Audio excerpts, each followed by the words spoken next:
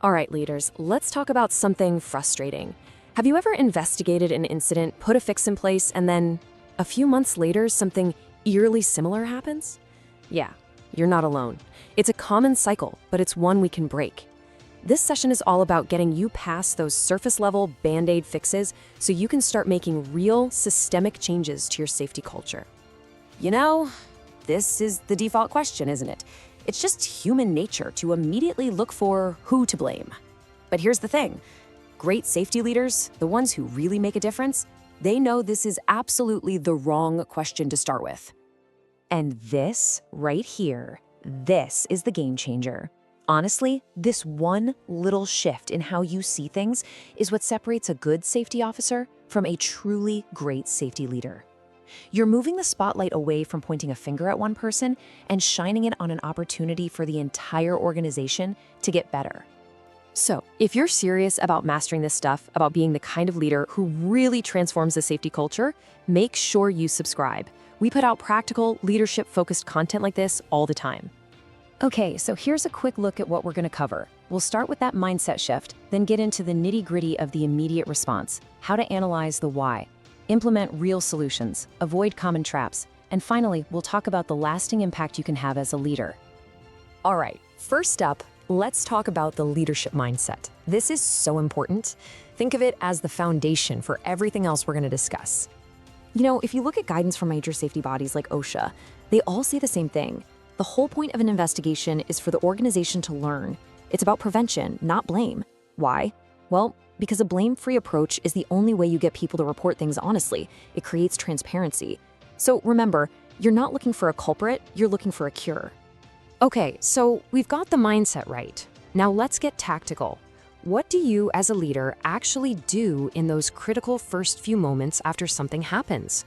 Right away, you have two jobs and they are non-negotiable. First, provide medical aid and make sure everyone is safe. Second, secure that scene. You gotta preserve life and you gotta preserve evidence.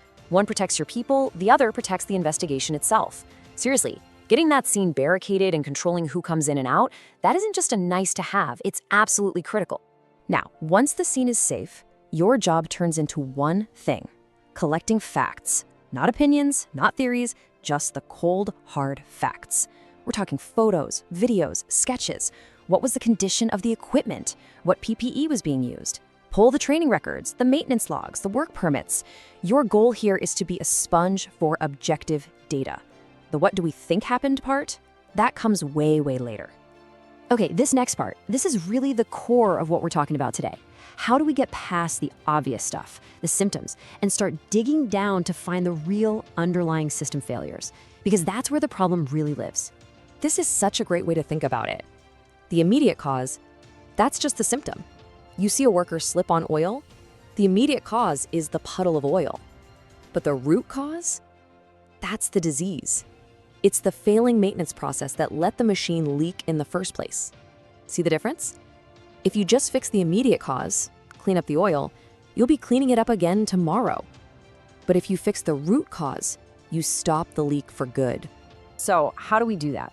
Well, one of the best tools out there is actually one of the simplest. It's called the 5 Whys technique. It was made famous by Toyota, and it's recommended by groups like OSHA.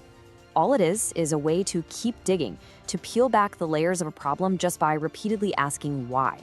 Let's try it out with a really common and tragic example. A worker fell from a height. Okay, so we ask our first why. Why did the worker fall? Well, because there was no guardrail in place. That's the immediate cause. Pretty straightforward, right? But an average investigator might stop there. A leader keeps digging. So we ask again, why number 2? Why wasn't there a guardrail? Turns out it was removed for maintenance access. Okay, another layer peeled back. We're moving from what happened to how it happened. But we don't stop. Why number 3? Why was it removed without any kind of temporary protection? And the answer is, the company doesn't have a policy for that kind of task. Aha, see that? We just jumped from a specific action to a gap in our system. And this brings us to the final whys. Why was there no policy in place? Because the initial risk assessment process completely failed to identify this hazard. That is the root cause. The real takeaway here is that the fall wasn't just caused by a missing guardrail, it was caused by a broken system. Finding that root cause, that's a huge win. But honestly, it's completely pointless if we don't do something about it. The next step is turning that finding into action that creates real, lasting change. And here we need to understand the difference between two types of actions.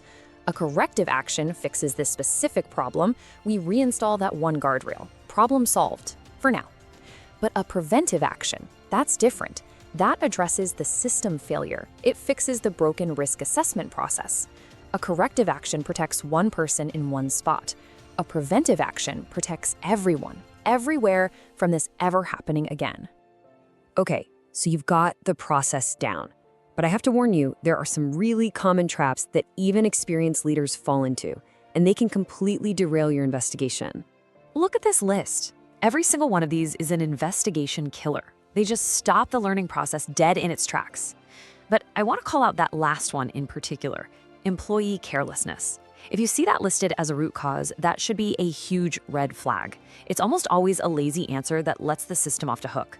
It's a symptom of a weak culture, not the cause of an incident. So let's pull all of this together and talk about the kind of impact you can have when you lead this way. If you remember one thing from this whole session, let it be this. If you only fix the person, you can bet that accident will happen again. But if you fix the system, you protect everyone. Your job as a leader isn't to be a cop, it's to be an architect. Designing and building systems where being safe is just the normal, easy way to work. So we've given you the framework, but now it's your turn. I want you to really think about this question and, better yet, take it back to your workplace. What's one system that you can improve to prevent the next incident? Start that conversation, because that's where the real work begins.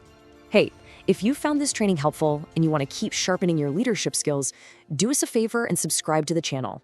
We're all about creating content that helps you build a stronger safety culture. Thanks for watching. Stay safe and lead well.